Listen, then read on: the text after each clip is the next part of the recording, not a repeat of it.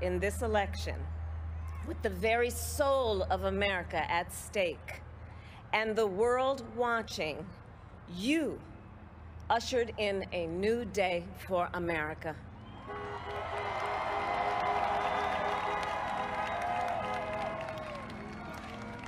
To our campaign staff and volunteers, this extraordinary team, thank you for bringing more people than ever before into the democratic process.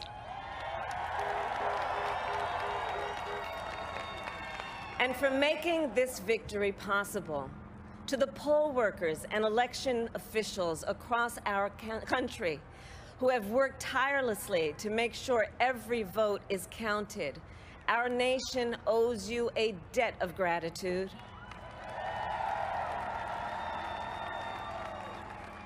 You have protected the integrity of our democracy. And to the American people who make up our beautiful country, thank you for turning out in record numbers to make your voices heard.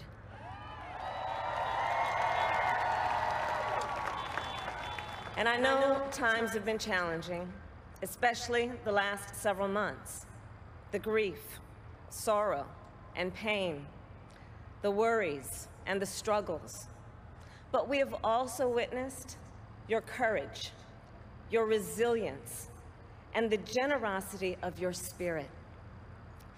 For 4 years, you marched and organized for equality and justice, for our lives and for our planet. And then you voted.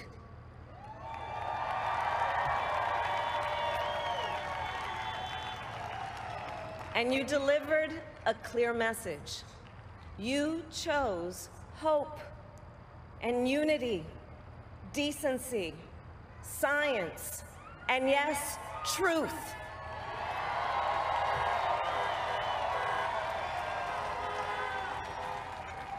You chose Joe Biden as the next president of the United States of America.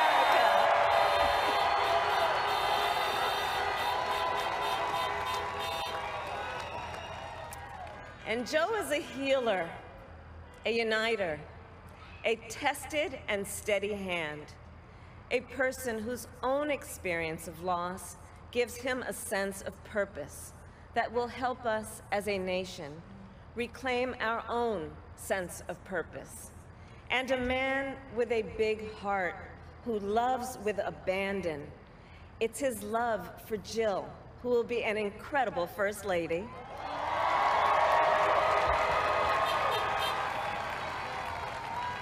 It's his love for Hunter and Ashley and his grandchildren and the entire Biden family.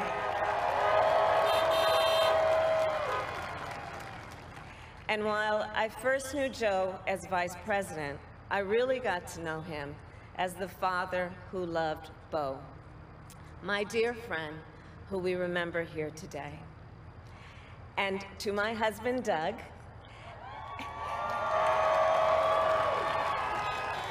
and our children, Cole and Ella, and my sister Maya, and our whole family, I love you all more than I can ever express.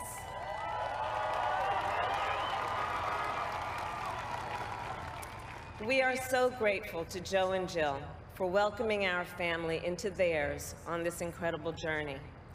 And to the woman most responsible for my presence here today, my mother, Kamala Harris, who is always in our hearts. When she came here from India at the age of 19, she maybe didn't quite imagine this moment, but she believed so deeply in an America where a moment like this is possible. And so I am thinking about her and about the generations of women, Black women,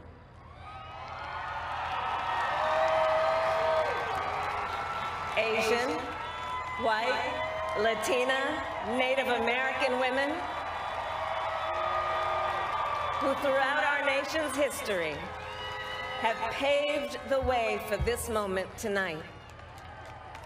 Women who fought and sacrificed so much for equality and liberty and justice for all, including the Black women who are too often overlooked, but so often prove they are the backbone of our democracy.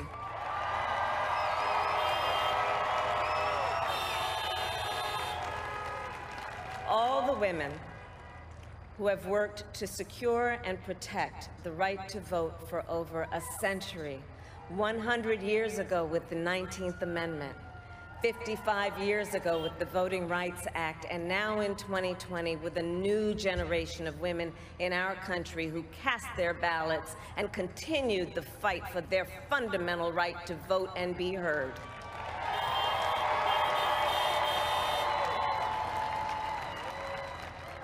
Tonight, I reflect on their struggle, their determination, and the strength of their vision to see what can be unburdened by what has been.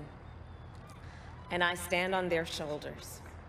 And what a testament it is to Joe's character that he had the audacity to break one of the most substantial barriers that exists in our country and select a woman as his vice president.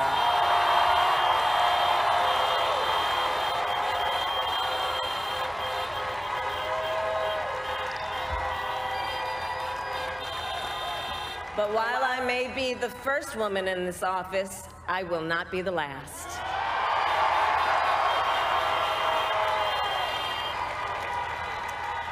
Because every little girl watching tonight sees that this is a country of possibilities. And to the children of our country, regardless of your gender, our country has sent you a clear message. Dream with ambition, lead with conviction, and see yourselves in a way that others may not, simply because they've never seen it before. But know that we will applaud you every step of the way.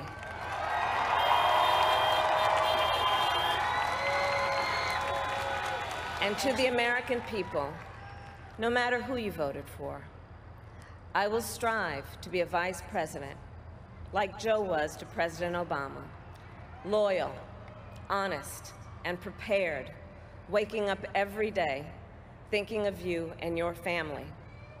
Because now is when the real work begins, the hard work, the necessary work, the good work, the essential work to save lives and beat this epidemic, to rebuild our economy so it works for working people, to root out systemic racism in our justice system and society, to combat the climate crisis, to unite our country and heal the soul of our nation.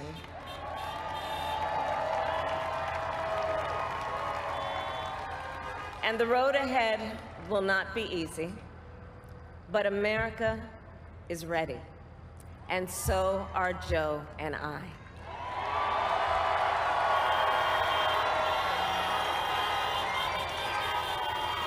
We have elected a president who represents the best in us, a leader the world will respect and our children will look up to, a commander-in-chief who will respect our troops and keep our country safe, and a president for all Americans.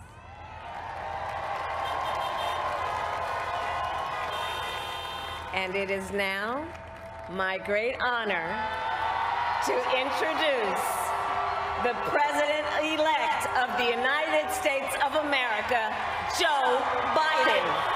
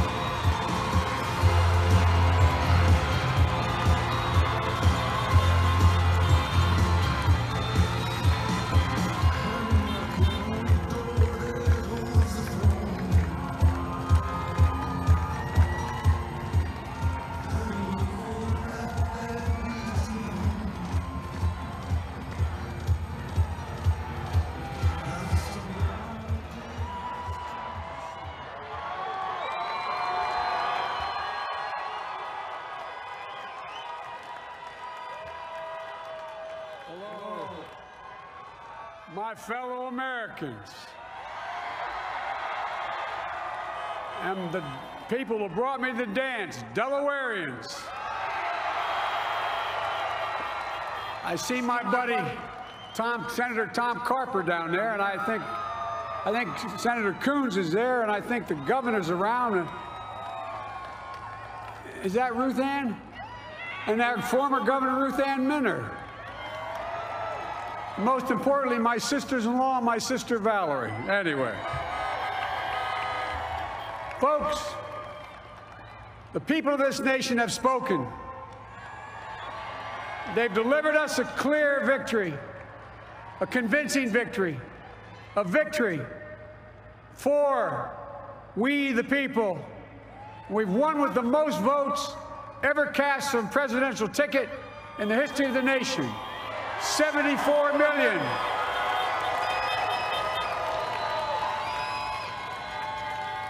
What I must admit has surprised me. Tonight, we're seeing all over this nation, all cities and all parts of the country, indeed across the world, an outpouring of joy, of hope, renewed faith in tomorrow, bring a better day. And I'm humbled by the trust and confidence you've placed in me.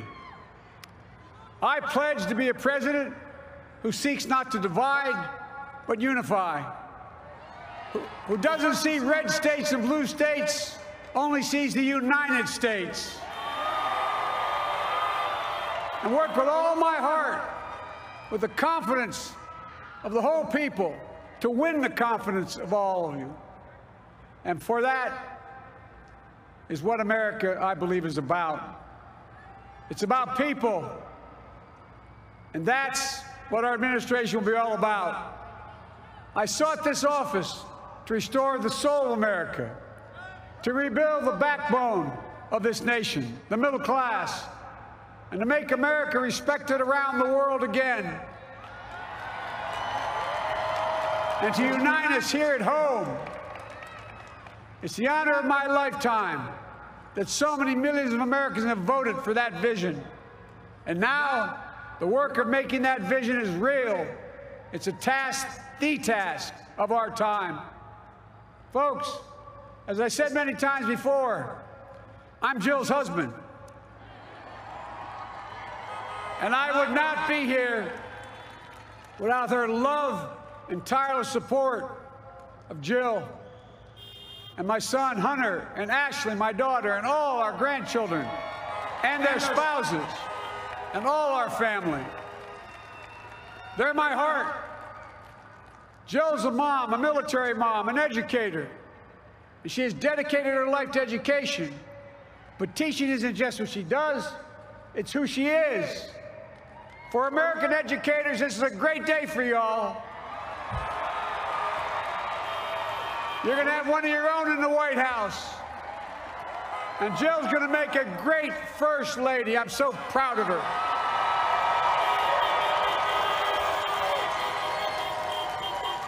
And I'll have the honor of serving with the fantastic Vice President who you just heard from, Kamala Harris,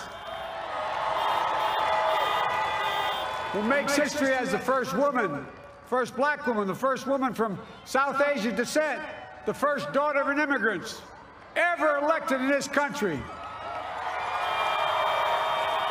Don't tell me it's not possible in the United States.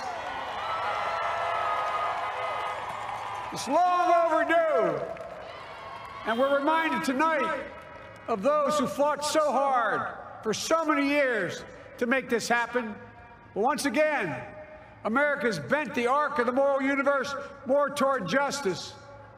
Kamala, Doug, like it or not, your family, you become an honorary Biden, there's no way out. All those of you who volunteered and worked the polls in the middle of this pandemic, local elected officials, you deserve a special thanks from the entire nation. And to my campaign team and all the volunteers, and all who gave so much of themselves to make this moment possible, I owe you.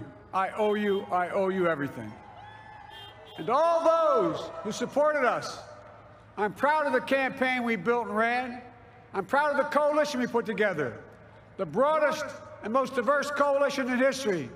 Democrats, Republicans, independents, progressives, moderates, conservatives, young, old, urban, suburban, rural, gay, straight, transgender, white, Latino, Asian, Native American. I mean it, especially those moments, and especially for those moments when this campaign was at its lowest ebb. The African-American community stood up again for me. You've always had my back, and I'll have yours. I said at the outset, I wanted to represent this campaign to represent and look like America. We've done that. Now that's what I want the administration to look like and act like. For all those of you who voted for President Trump, I understand the disappointment tonight. I've lost a couple times myself, but now let's give each other a chance. It's time to put away the harsh rhetoric, lower the temperature, see each other again, listen to each other again. And to make progress, we have to stop treating our opponents as our enemies. They are not our enemies. They are Americans. They're Americans. The Bible tells us, to everything there is a season, a time to build, a time to reap, and a time to sow, and a time to heal. This is the time to heal in America.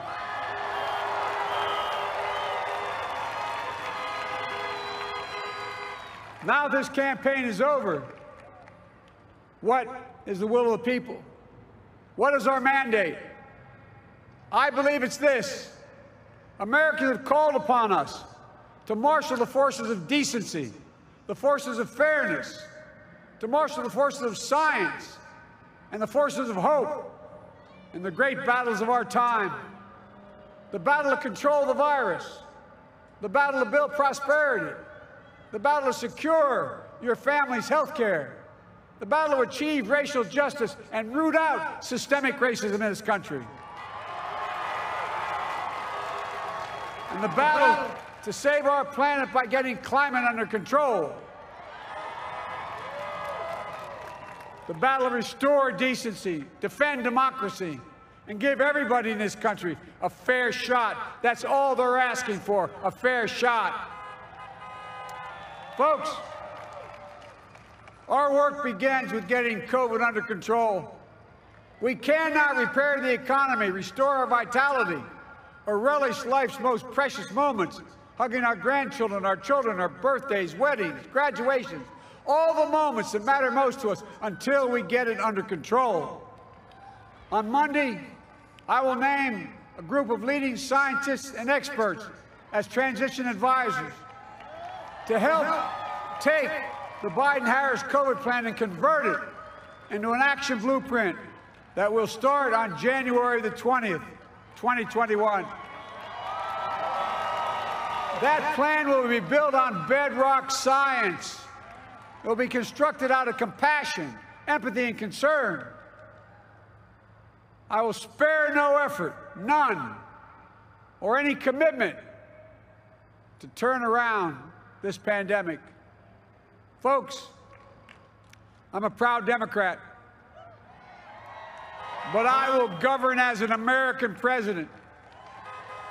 I'll work as hard for those who didn't vote for me as those who did. Let this grim era of demonization in America begin to end here and now.